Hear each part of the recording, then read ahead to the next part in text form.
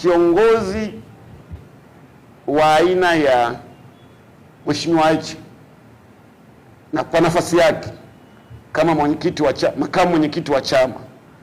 na haswa kwa kipindi hiki ambacho chama kinapitia katika wakati mgumu kutokana na Mheshimiwa mwenyekiti wa chama taifa Mheshimiwa Tundu Lissu hayupo kwenye ofisi za chama, yupo nje ya ofisi kwa kipindi kirefu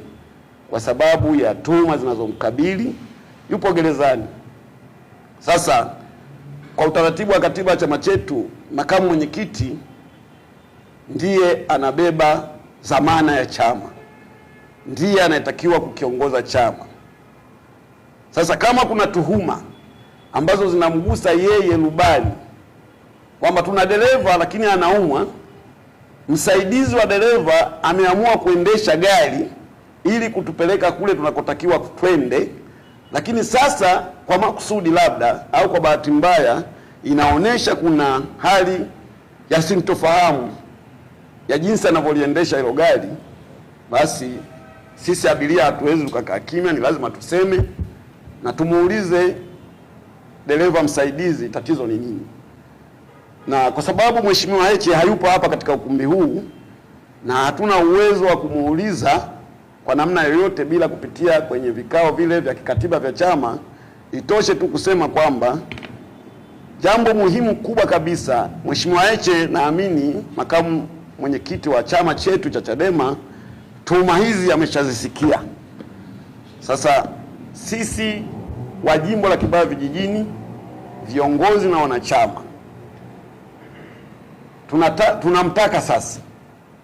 ujumbe wetu unamtaka Mheshimiwa makamu mwenyekiti Mheshimiwa Heche ajitokeze hadharani kuzungumza kwenye vyombo vya habari kuhusiana na tuhuma hizi. Na hilo haitoshi tu, muda huu tusisubiri muda mwingine taswira ikazidi kuchafuka zaidi. Mheshimiwa Heche autumie muda huu kutafakari hali ya chama ilivyo, yeye kama kiongozi mkuu afikirie hali au personality ya kwake binafsi ndani ya chama na nje ya chama, na kwa maslahi mapana ya chama. Basi itoshe sisi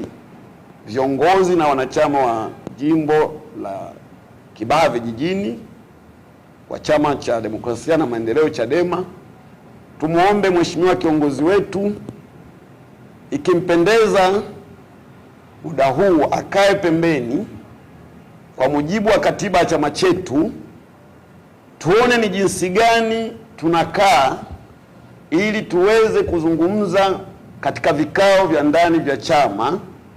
tuweze kupata ukweli wa jambo hili, ikiwa ni njia ya kumsafisha au yeye binafsi kama kiongozi au njia ya kukisafisha chama chetu. Tunashindwa kujibu yale ambayo yanazungumzwa mtaani na vyombo vya habari na watu mbalimbali kuhusiana na uadilifu wa Mheshimiwa makamu mwenyekiti wetu.